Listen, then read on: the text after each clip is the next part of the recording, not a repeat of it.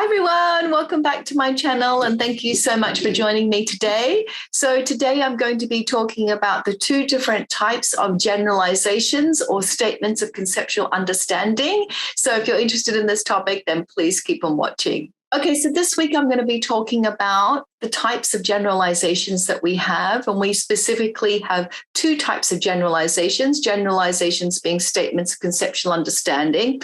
And I've got a few examples that I want to share with you. So let me just make myself a little bit smaller, move myself into the corner here.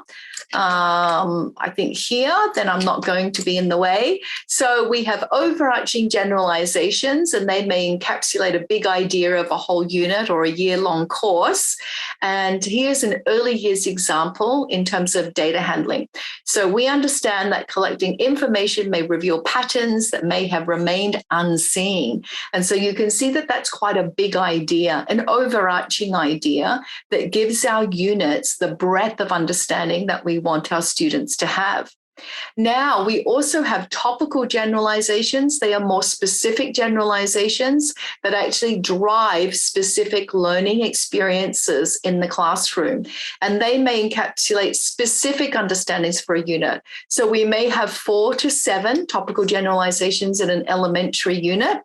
And here is an example. We understand that we can count objects in our environment to see patterns. And so that's something that's a little bit more specific. And we may be designing different learning experiences to help our students understand that concept of counting and patterns and seeing patterns in our environment.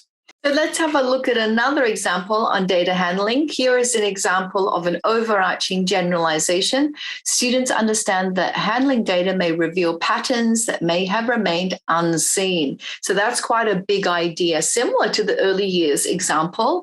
And an example of a topical generalization or a more specific statement of conceptual understanding could be students understand that statistical analysis and graphic displays offer patterns and seemingly random data or populations enabling predictions. So that idea is about looking at statistical analysis, and that could be looking at central tendencies like mean, median, and mode, or it could be looking at measures of spread, but using different statistical analysis.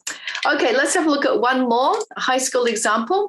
Students understand that calculus describes rates of change between two variables and the accumulation of limiting areas. So that's kind of like the big idea of calculus, but something more specific that would actually drive the design of learning experiences could be students understand that numerical differentiation and integration involves approximation of slopes and areas by utilizing numerical approaches. So as an example, we may look at the trapezoidal rule as a numerical approach for integration.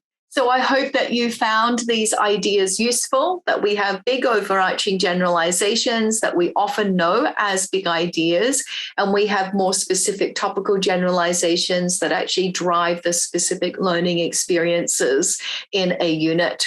And those typical generalizations give our unit that depth of understanding that we want. What are those important conceptual ideas that we want our students to take away from their learning experiences? So thank you so much for joining me again this week, and I hope to see you next time. Bye.